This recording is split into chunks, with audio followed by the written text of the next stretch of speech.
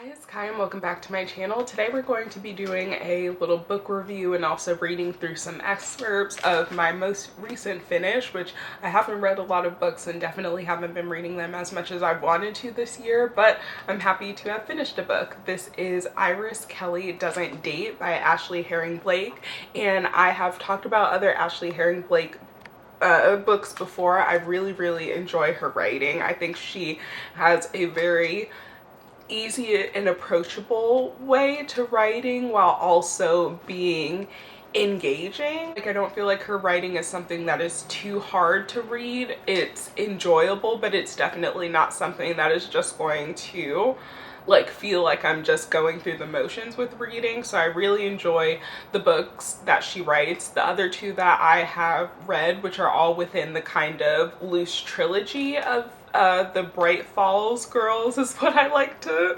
call them, but it is Delilah Green Doesn't Care. That one is kind of the first one in the trilogy, and while I will say you don't necessarily have to read the books in the order they were written or kind of in the order that the series, I guess, like chronological order to, you know, the way that to what's happening in their world, in the Bright Falls world. Oh my gosh, I am so tongue-tied. I've actually restarted this video because I've been so tongue-tied and I really want to get this done because I really want to talk about this book and really enjoyed it, but I can't get my words out, so please excuse me if this is just me stumbling over my words for 20 or 30 minutes. Again, like I was saying, there are the 3 books, and I don't feel like you have to read them in sequential order or the order that they were written or like the order of the actual happenings in the Bright Falls world or reality, but I do feel as though, especially with Iris Kelly's book, that reading the other books gives the context of like, it's not just Iris's attitude toward love being born out of one singular bad romantic, you know, experience, but that it is a multi-year, multi-part, like in each book she is just falling on hard times when it comes to love. And that's kind of like the premise of this book, is that Iris Kelly is that girl who is like, I don't want to get married and don't want to have kids, and of course they have partners or a male partner who is just like, yeah, that sounds good with me, and then later on down the line they're just like, oh, I kind of thought you were gonna change your mind about that. And then also dating people who are just like dishonest and who only feel like there's a big aspect of Iris kind of being like a vixen character and feeling like the only part of relationships that she's really good for is her body and sex, which is something that I have, like, in general, Iris is a character that I really relate to and that I felt a lot of like the same emotions and things like that, even just within like not really wanting to get married or having kids and people thinking that I'm eventually going to change my mind about that, and then when I'm still adamant about it just being like, oh. So she's got that kind of attitude towards love, but of course everyone around her is getting married or engaged or,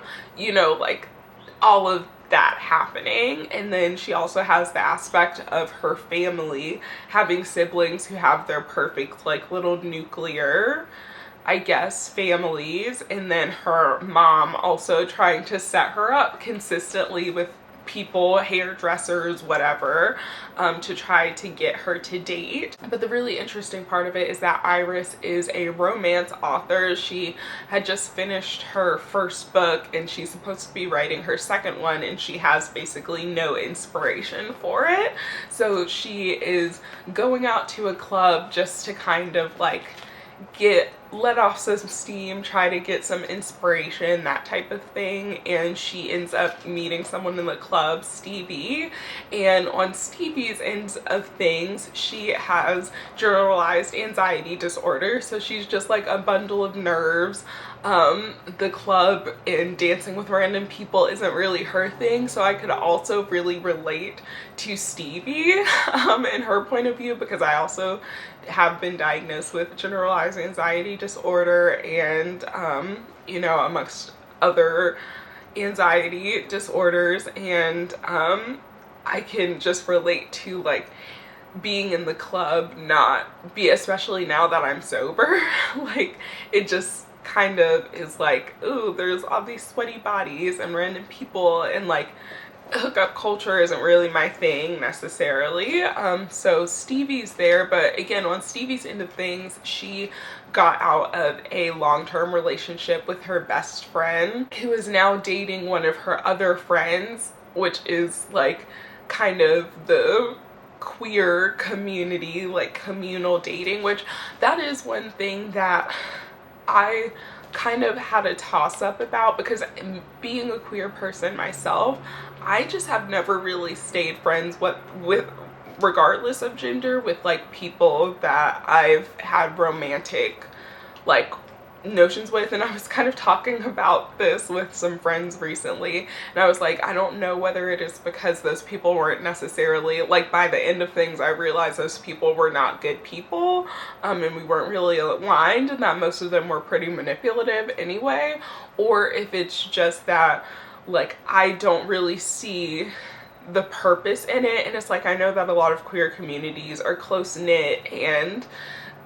that stuff, but I feel like it's something like, I don't know if like the queer messy friend group thing is something that I think we should normalize or subscribe to as queer people. I feel like it is indicative of the lack of boundaries that a lot of people can have, and you know, this doesn't just apply to queer people, but this is a queer book, obviously. It's queer romance. If you didn't know that before now and that's concerning to you, I guess you can click off the video. I'm a queer person. I don't feel like that has to be said. Anyway, they meet at the club. They were gonna hook up and everything. We'll talk a little bit more about some of the excerpts to not, you know, give too much of what's going on in the book, but basically they end up in a situation where they're going to be fake dating, which admittedly, I will say fake dating isn't my favorite trope. Do I think this book does it well? Yes, and I think partially that is because it is a little bit self-aware. Like, I have a specific portion of it tabbed where like Iris herself, as she's writing or thinking about her writing, is just like, I'm not really into the fake dating trope, it's just kind of stupid type of attitude. And that made me chuckle because I was just like, that's often how I feel about fake dating. I just feel like there isn't really any instance in real life where fake dating is necessary. And even in this, while like it made sense for the story, it's still just kind of like fake dating as a plot doesn't really translate, I guess, to real life well. I mean, if you have been in a real fake dating scenario, let me know, because I just don't know anyone who has been in that. Like, I mean, maybe you could say like politicians and stuff like that, that their things can essentially be like fake dating, but I don't know. Like I was saying though, I think the fact that it kind of is self-aware in that, you know, fake dating is such a blah trope is what helped make this feel a little bit more like, I don't want to say realistic necessarily, but it helped it feel a little, I guess, less cheesy. And I think because there are more moments where Iris is being a romance author and kind of like critiquing the same devices that are in the book, that it just, again, it makes it less cheesy. It kind of makes it a little bit more like funny, if that makes sense. Overall, I really did enjoy this book. Again, considering it was a fake dating type of scenario, I would probably give this one maybe like because I would say I liked, I think, Astrid Parker doesn't fail the most out of all of these, and some of the gripes that I have with Delilah Green Doesn't Care, like when I originally read that, was how like white it was. And I definitely feel like in both Astrid Parker and Iris Kelly's book that there is better world building in that like not every person that is in the book pretty much is a like white queer person, and just kind of in this white queer bubble.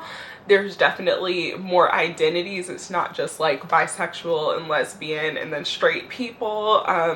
There's like more pansexual identities. There are non-binary identities that are being captured in here, so I really enjoy that that's something that Ashley Herring Blake has continue to improve with, even though there were moments in this book in particular where I felt like it was trying to be done so intentionally that it like almost lost me there. And in particular, it's just like when they're in the club at Lush, that's the name of the club, and they're there and they're like scoping out the different people.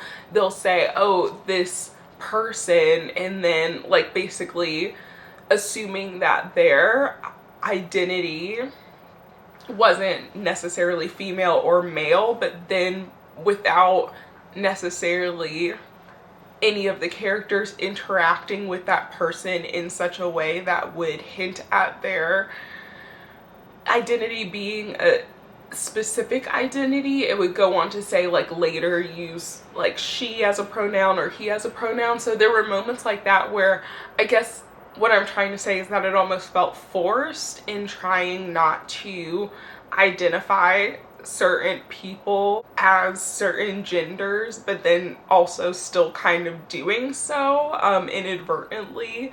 But again, because there is more, like, I don't know if there is a perfect way to like write about the queer existence realistically and to like be, and especially considering that even the best queer people out there who like pride themselves on not misgendering people and like making sure that their identity is respected, that we still a lot of the time like make those distinctions, especially based off of appearance. So like I said, I feel like especially from the first book there's been a lot of improvement there, but I also don't want it to be something where it kind of again feels forced, and it almost doesn't. Like there are moments where it feels inconsistent because it kind of feels forced. But like I was saying, I do think I like this one better than Delilah Green just overall as a story. Something that I noticed with this one in particular is that the spice in there, you know, wink wink, is actually like a lot less. And I don't know if that is intentional, in that like Iris's whole thing is like, oh, I feel like people only really are interested in me for my body, and like making this out of the three books like the least spicy of them to kind of really hit the point home that like Iris is more than her body. But I definitely feel like there was less spice overall, and there's definitely more of like that build up because they were fake dating. So that is another thing that I did notice with that.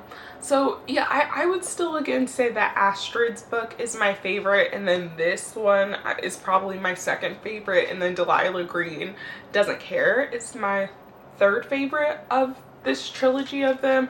I do want to read more of Ashley Herring Blake's work in general, just outside of the Bright Falls cinematic universe or book-matic universe, I don't know. But anyway, let's get into the excerpts because I like talking about some of my favorite excerpts. Obviously there's going to be a little bit of like spoiling of the book, but I hope to not do too much. And of course, if you're not interested in that, then you can of course leave the video right now. That's perfectly fine. We had fun, and I hope you enjoyed the video up to this point if you are going to check out because you want to read this yourself.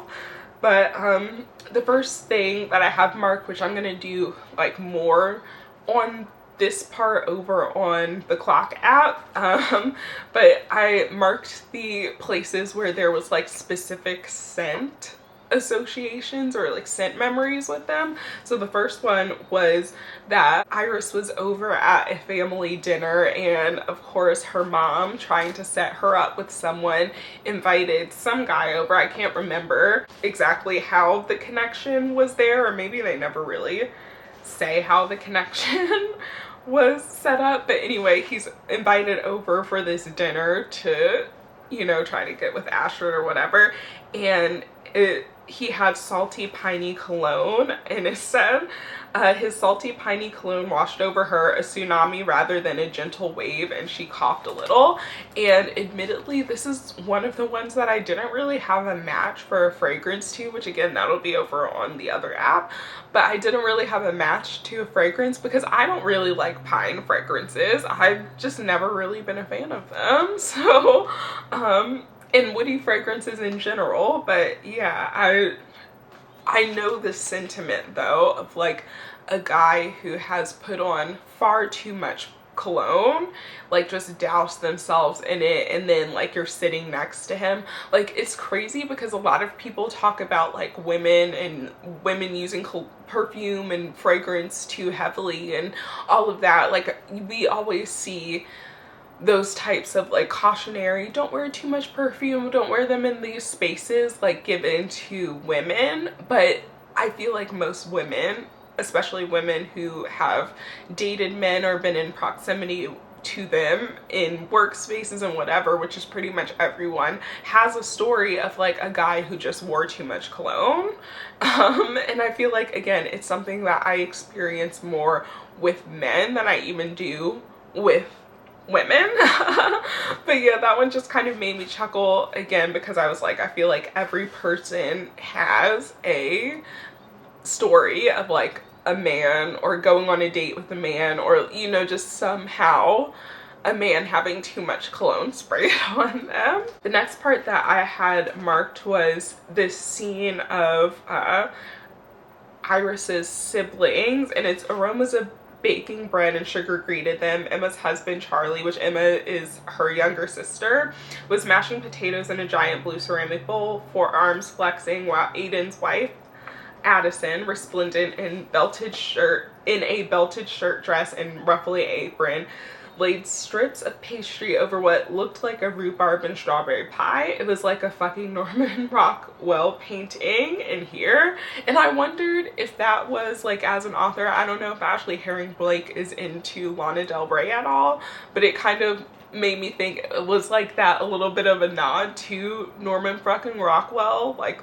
the album. I think that's the name of the whole thing, but like that's kind of what it made me like, reminded me of. And you know what, I think the author is possibly a Swiftie. Don't quote me on that, but I want to say that like when I've seen people talk about her books before, like a lot of people have kind of put connections to Taylor Swift lyrics and stuff like that.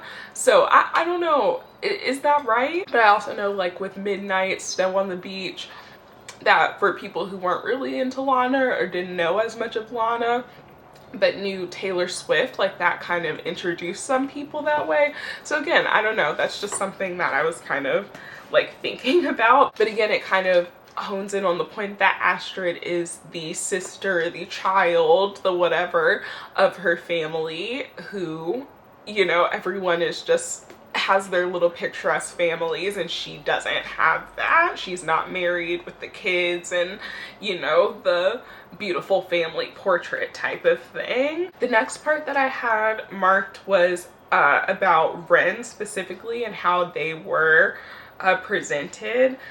This is what they were wearing when we're introduced to them. They were dressed in a three-piece gray suit, purple and green paisley tie, and 3-inch purple heels. Their hair black, short on the sides and long on the top, coiffed and swirled upward in a way that would make Johnny Wire jealous. Their makeup was also perfect: silvery purple eyeshadow, winged liner, shimmery lavender lip. Ren was Japanese American, non-binary, pansexual, and the single coolest person Stevie knew.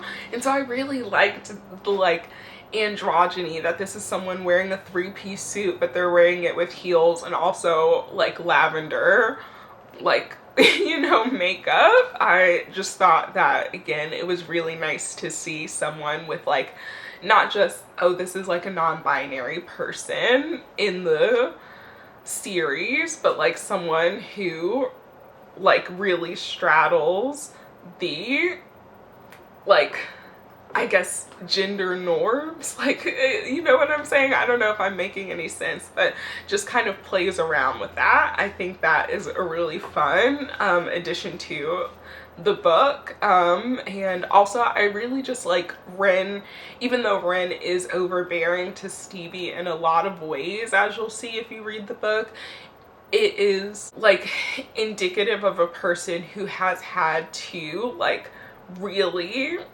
put themselves, like a lot of queer people, especially people who do not subscribe to gender norms in particular, have to develop this kind of like just bluntness, honestly.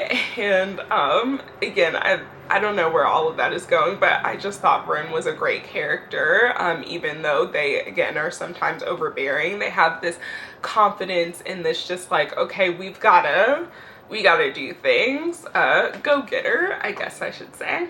And then this next part that I had tabbed is when they are at Lush, and it's because it's specifically like called to me. So Stevie's watching all of the people just dancing with each other, like random strangers and stuff. And she said everyone she noticed seemed to already be coupled up, dancing and making out and laughing like old friends. Her shoulders slumped a bit as she wondered how people did this all the time. Every night of the week, strangers met strangers, hooked up, fell in lust, fell in love. And like, I have never been like a person who subscribed a lot to hookup culture. Have I had like a few one-off hookups here and there? Yeah, but for me it was always really difficult, and I've never really had like a complete hookup with someone that I didn't have any connection to prior. Like, I've never gone into a club and just like made out with a person, and I'm not in a prudish way, but I don't like it. It's not for me, and I think that's part of like Stevie's journey, is that like not everyone can go out and just hook up with people, or not everyone wants to just go out and hook up with people, and that's okay. Some people are more so built for like long-term, steady, like actual relationship building, and that's okay, and there's nothing wrong with wanting either one of those things, but like not, you shouldn't try to force yourself to like go out and do hookup culture if it's not something that you're into.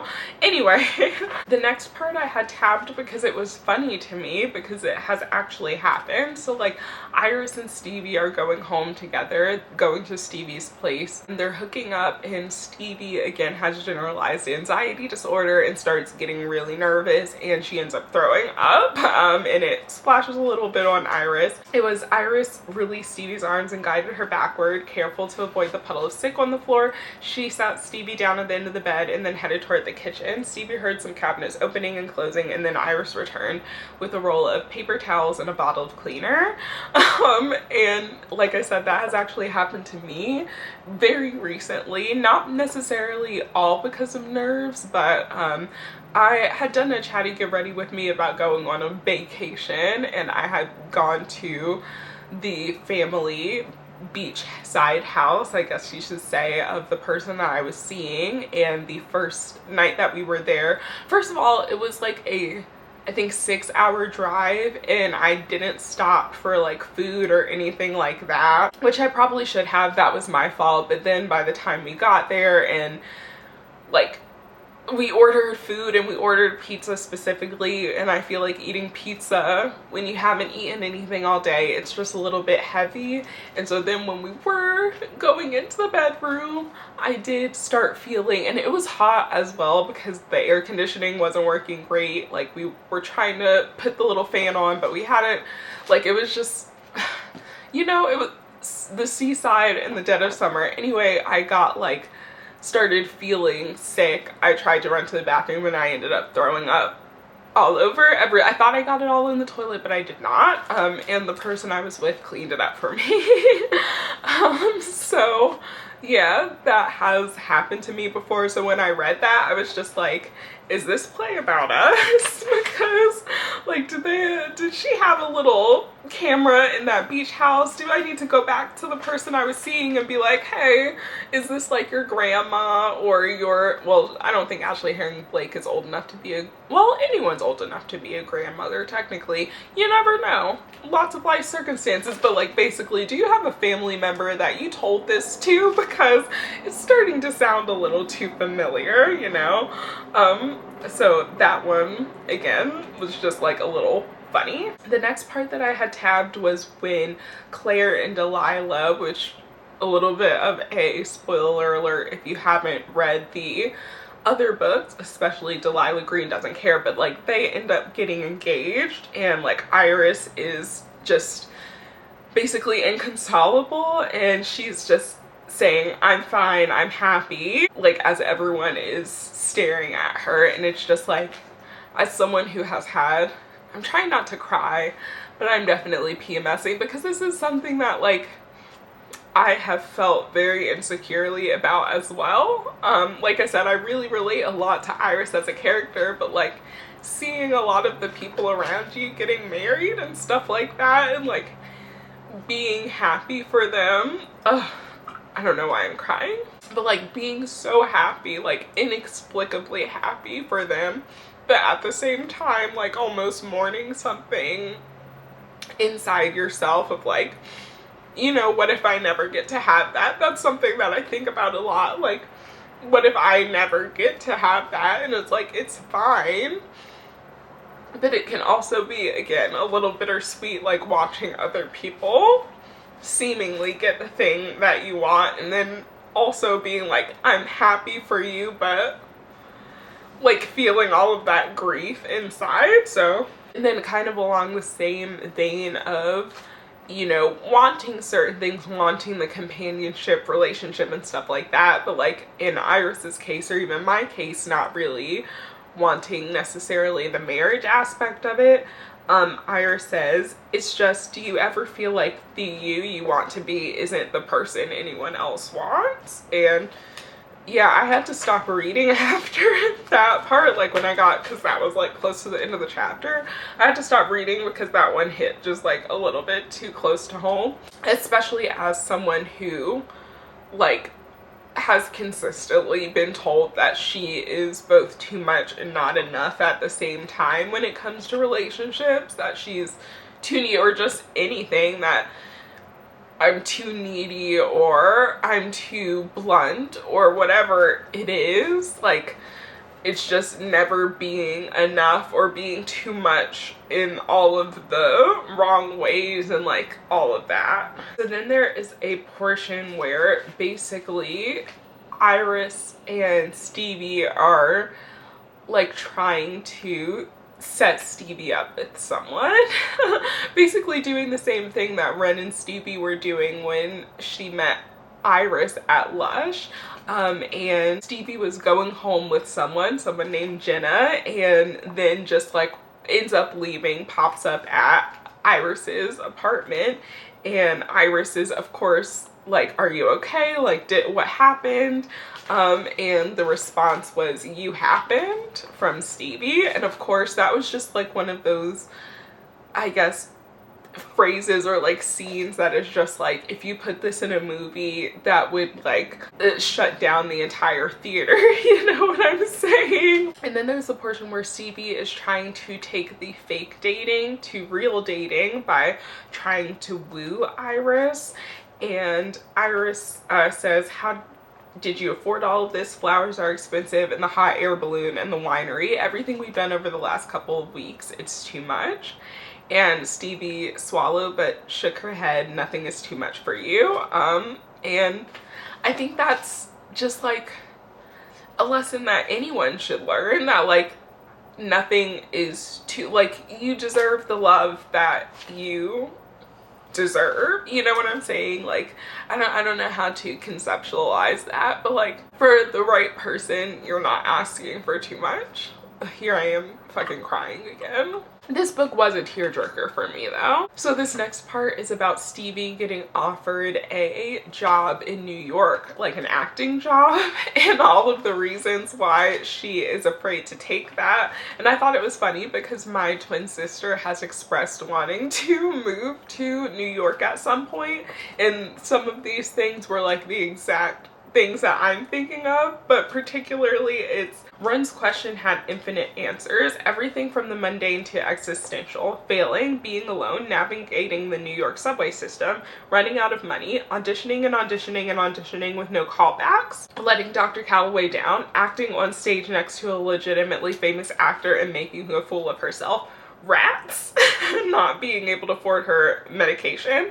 And specifically, I was just like, I know I have told my sister, for me, it's the rats and the subway system that make New York very seemingly overwhelming for me. So I'm always just like, you know, I'll come visit you, but the minute I see a rat, I'm out of there. And then the next one I marked specifically because I think it's a typo, and sometimes I'm just like, you know what, if this is a typo, like, and I found it, you know, and eventually I'm sure someone will find it and tell the editor and they'll edit it and it won't be there anymore, but it's just like, then my copy will get to be special because it has a typo. So this is the portion where Ren goes over and tells Iris that Stevie's been offered a job in New York, but Stevie hasn't told Iris yet, so she is in her feelings big time. Iris waved a hand. She needed Ren to leave. She needed to think, to cry, to fucking scream until the neighbors banged on the wall for her shut up. So I think it's supposed to be for her to shut up, but again, I was just kind of like, if that is an error and they eventually go back and catch it in editing and stuff like that, then I have like a really special unedited, or not unedited, but like, you know, a copy. And sometimes, like, even though I know people are just, especially authors, and especially as someone who writes myself, finding an error after you've published something is kind of just like, oh, why didn't I catch that sooner? How did I make that error such a small error? But I like it. I like sometimes finding it, not in my own writing, of course, but in other people's writing. I like finding it because it ends up being, for me, just like a, you know, everyone, even the most established, like, crazy good authors can make mistakes in their books, and it still gets published. Like, it still makes hella money and gets really popular. I just liked that. Again, I know I'm sure some people would just be like, oh my gosh, cringing if they had an error in their published media, but like, how many people even get to this point? You know what I'm saying? So anyway, moving along. I just liked this part. I thought it was written very beautifully.